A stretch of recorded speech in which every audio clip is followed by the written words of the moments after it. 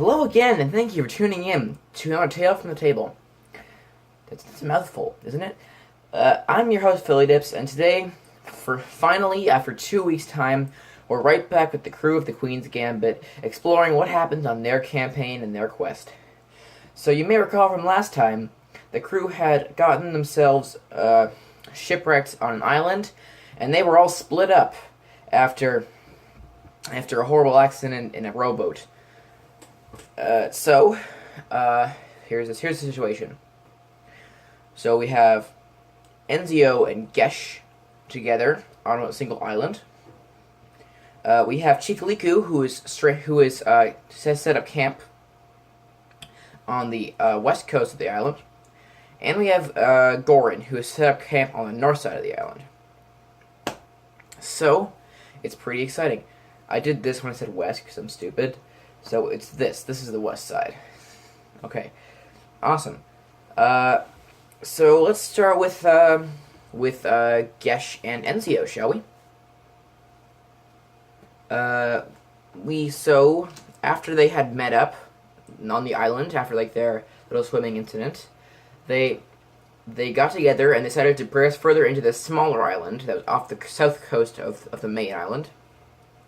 And they were shocked at what they found. They found an old dwarven mining rush town called No Name Town. And that was actually the name of the town. And so they investigated further, and it turned out the entire town was built, invested into, and run by the Dwarven Mining Company. So it was a non-government town. It was run entirely by a corporation. And so it was a small little village that could maybe have about 100 people. There were train tracks going into the forest, and best of all, there was a dockyard with three old rusty ships.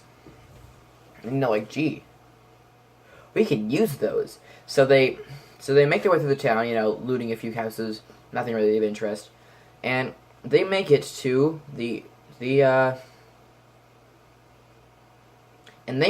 ships. So there are 3 ships. One of them is much larger than the other 2, and it has no cargo on board. The other 2 have cargo on board, but they're a bit smaller. So naturally, they choose the bigger one. So they get onto it. Excuse me, oh my gosh, winter has come. I just feel like getting the cold already.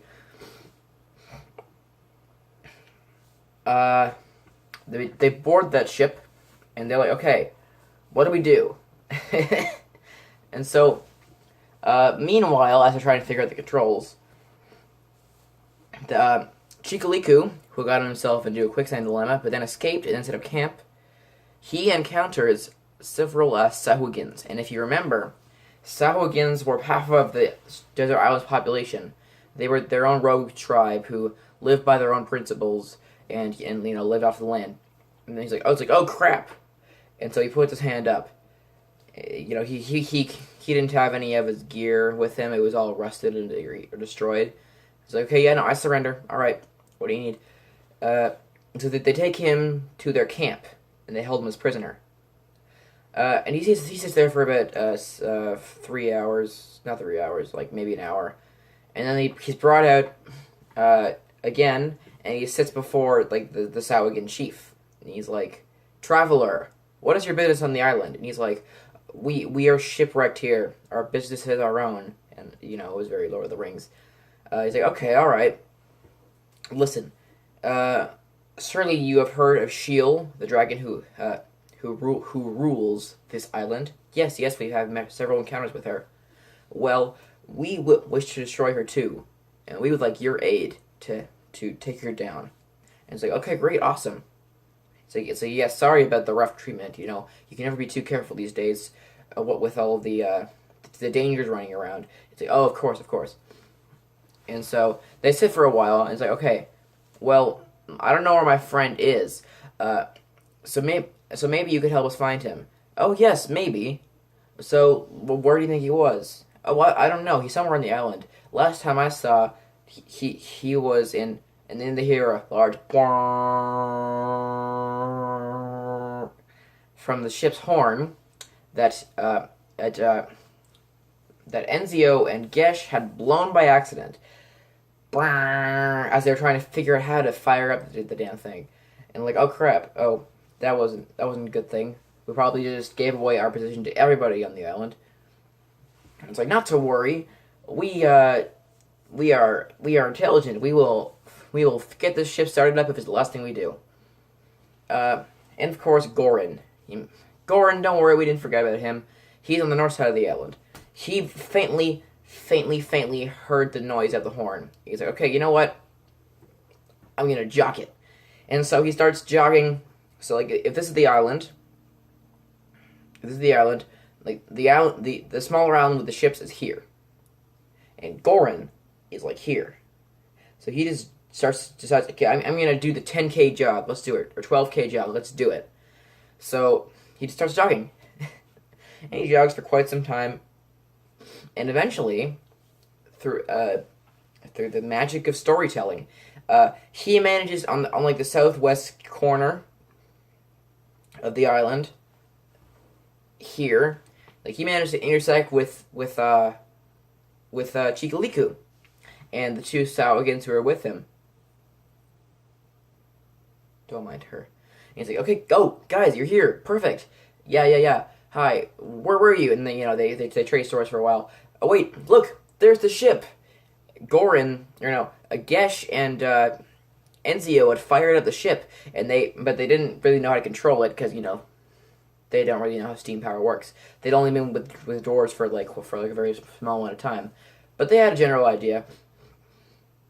However, not a good enough idea as to how to steer efficiently, and so like they do their best to wave to them, but to no avail. Neither of them see the other party waving.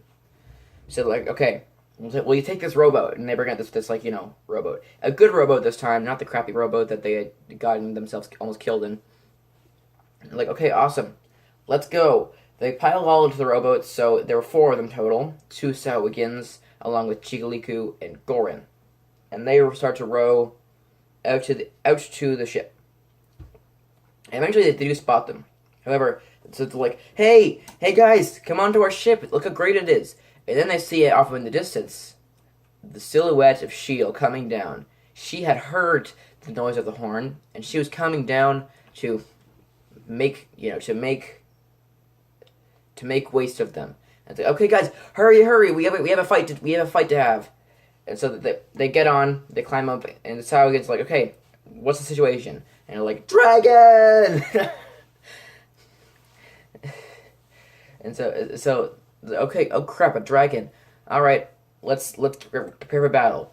They draw up their weapons. They go down to the bottom of the ship's hull. They gather some weapons from down there. And they're like, okay, let's fight. Shield comes down. She swoops around for a while, does some lightning damage to people, and then she just thwumps down on the deck of the ship. And she's so heavy, like this is a young dragon, but it's so heavy that it just it causes the ship to it kind of just like bobs in the water when she touches down. This shaking messes with the very old engine, and kind of just knocks it loose. But it doesn't. The engine doesn't die. No, what happens is the engine. It gets stuck. Yeah, it gets stuck. It gets stuck full speed ahead. And then, what's worse, the steering just died. So they're currently plowing full speed ahead into Wacky Island. Unfortunately, rather, only one person recognized this. It was Enzio. But he didn't want to tell anybody about this yet. No, because they had a fight to have. So the way the ship was laid out, it was the main deck and under deck, which no one used. So the main deck, and on the main deck there was a small little structure here, and then the structure went up 1 level. So it was a big enclosed building on the ship. Think of like a cargo ship, like a modern commercial cargo ship. It's like that. So they're all up on the top deck. They're trying to, Enzio and Gesh were on the top deck trying to mess with the steering, trying to make something out of the ship. Meanwhile, Gorin, Chigaliku, and the 2 Sawagins are trying to take down Shield, to no avail, of course. He's a big dragon, and they're like level 4 at this point.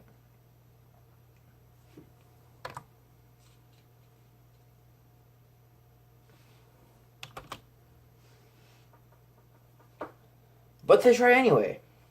So Eventually, Shield like just kind of just reaches down with her claw, grabs one of the Sahuagins, and just crushes it in her claw. It's like, oh crap, guys, we aren't gonna win this fight. So they retreat into the bridge part of the ship, and they barricade the door. Now, by this point, they're